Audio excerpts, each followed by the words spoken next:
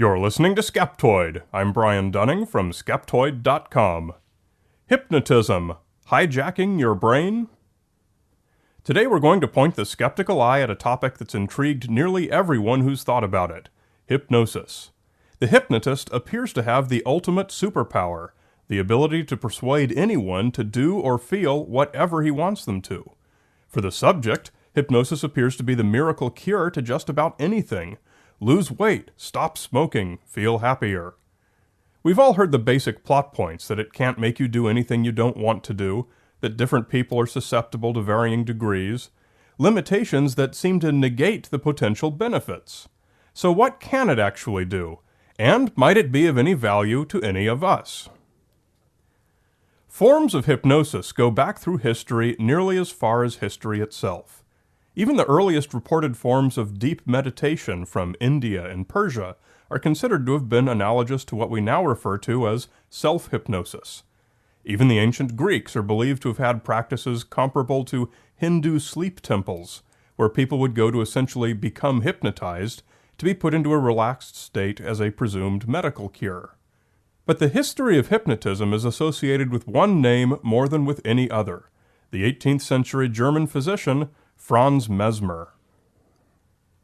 You probably already know that we get the term mesmerize from the name of Mesmer, but what you may not know is that the practice of mesmerism has virtually nothing to do with anything that Mesmer himself actually did. As a physician working with the current state of medical science in the 1700s, Franz Mesmer didn't have much to go on. Like other researchers of his day, Mesmer put forth ideas that were not very sound scientifically. His particular theory was a form of vitalism, the idea that living beings are distinguished from inanimate objects by some kind of life force, that he called animal magnetism. Like most other forms of vitalism proposed over the centuries, Mesmer's animal magnetism postulated that living beings were connected by a sort of energy flow, which Mesmer called magnetic fluid.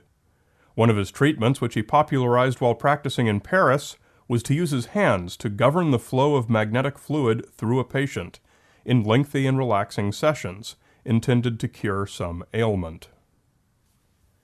It was those who followed Mesmer's work who coined the term mesmerism, but the practice was splintered into a number of unrelated directions. Magnet therapists called their procedures mesmerism. Spiritual healers in Russia called their procedures mesmerism. New Age healers in America called their practice mesmerism. Clairvoyants in England called what they did mesmerism. The connection to what we now call hypnotism came in 1841, when a traveling mesmerist who gave stage shows was going around London putting people into trances, calling it by Mesmer's term animal magnetism. Dr. James Braid, a surgeon, happened to catch one of these shows, and had the opportunity to examine one of the subjects who had been rendered unable to open his eyes. He concluded, rightly it turned out, that the person was indeed in some different state of consciousness. Braid was fascinated, and researched the phenomenon voraciously. In 1843 he published his findings in a book that he titled Neurohypnology. It was Braid who coined the term hypnosis. Braid's book, which may fairly be called the seminal work of modern hypnotherapy, was surprisingly in line with today's understanding of hypnosis. Braid had quickly taught himself to hypnotize patients by having them fix their gaze upon an object held in front of their foreheads, in such a position that it put strain upon the eye muscles and required great concentration to maintain. He would speak to them calmly during the procedure, and once he observed their pupils dilate, he ascertained that they were hypnotized. This part of the process has since become known as the induction phase. As a doctor, he repeatedly found hypnotism useful as a treatment for what he called nervous complaints.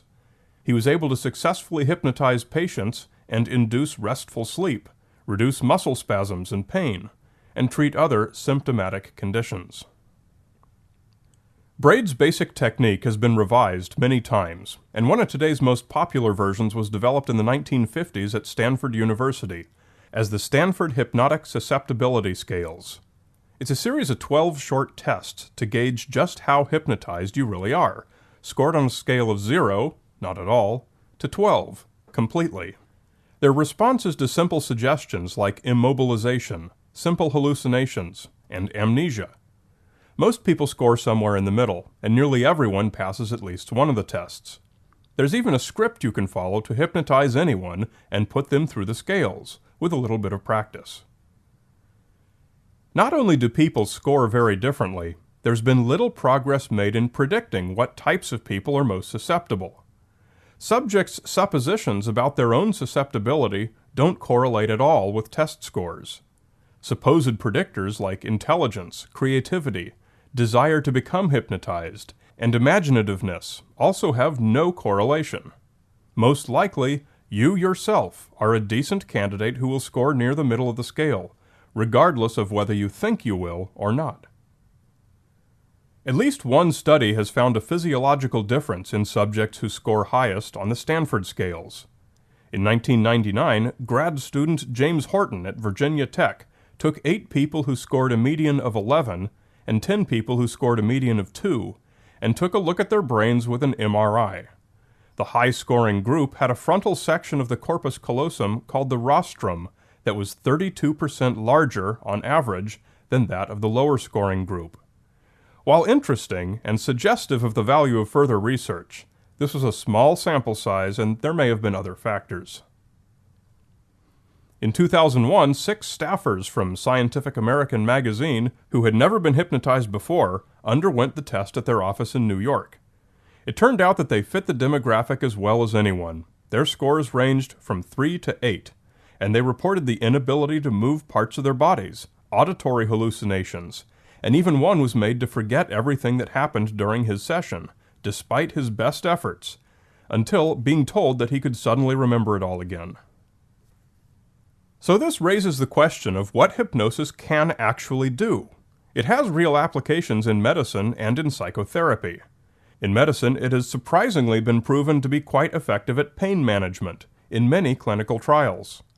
One survey of 27 such trials found that 75% of some 933 patients found some pain relief from hypnosis.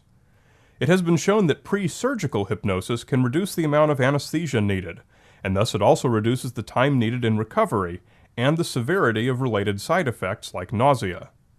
It can reduce stress-related hypertension.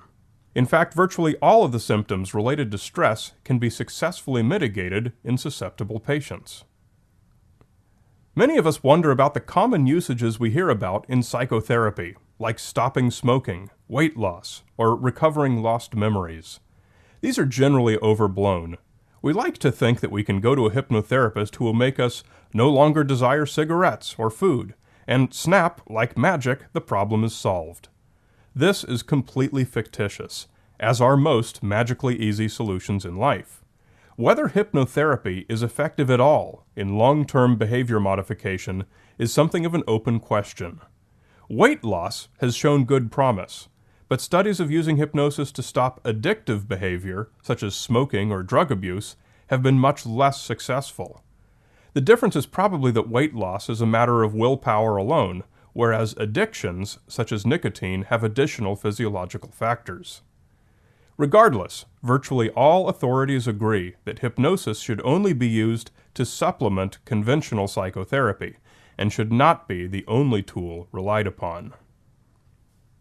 The idea of recovering lost memories is highly controversial and is no longer accepted as reliable. Hypnotherapists would lead the patient through age regression to have them relive and re-experience a traumatic event.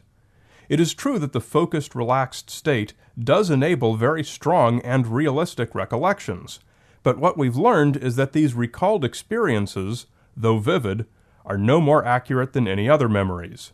Similarly, a dream can be extremely realistic, but as we know, dreams don't necessarily reflect reality in the slightest. It's essentially the same imaginative mechanism in your brain that creates dramatic and lucid dreams, that creates the perception of a relived moment in age regression hypnosis. The prevailing view is that the subject is not actually reliving what happened, but rather is realistically imagining what it was probably like way back when, based in part on whatever recollections remain. Today, in many jurisdictions, hypnotically recovered memories are no longer admissible in court as evidence, since they've been proven to be too unreliable. The biggest irony is that stage hypnosis, as practiced by showmen in front of audiences, is sometimes more real than these popular notions about clinical hypnosis. We're discounting the stage hypnotists who use plants in the audience, or who whisper secret instructions to the subjects, or who employ other chicanery not related to hypnotism. Stage hypnosis generally is real hypnosis, just an extremely glib example of its most basic function. Think back to the show that James Braid witnessed, where a subject found himself unable to open his eyes. In all probability, that performance was the same exact thing that showmen do today. The basic program is to take a group of people and hypnotize them through a basic induction phase, much like Braid described. The hypnotist selects a few people from this group and administers something akin to an abbreviated Stanford scale, selects those who respond best, and dismisses the rest. A weakness with stage hypnotism is that there are always some subject who are only pretending to go along and perform according to audience expectations. However, as with the Scientific American staffers, plenty of stage hypnotism subjects report actually losing simple abilities during the show, forgetting their name, being unable to move, or experiencing hallucinations such as seeing people naked, but only so long as they were consciously willing to go along. A lot of these shows end with the hypnotist laying a subject between two chairs and standing on her like a bridge, making it appear that hypnotism has given her super strength. The facts are that no such superpower becomes available during hypnosis, and he's simply positioning the body and the chairs in a way that would make it possible anyway. But it's unfair and factually inaccurate to dismiss all stage hypnotism as fake. So live a little, get hypnotized, see where you fall on the Stanford scale. Don't shy away from an opportunity with a good stage hypnotist. You just might experience something that you never imagined your brain could do to you. You can't lose control, and you might well discover a new tool available to you should you fall into the need for pain management, stress management, or psychotherapy. Walk the wilder side of neuroscience. It might turn into a thrill ride. You're listening to Skeptoid, a listener-supported program. I'm Brian Dunning from Skeptoid.com.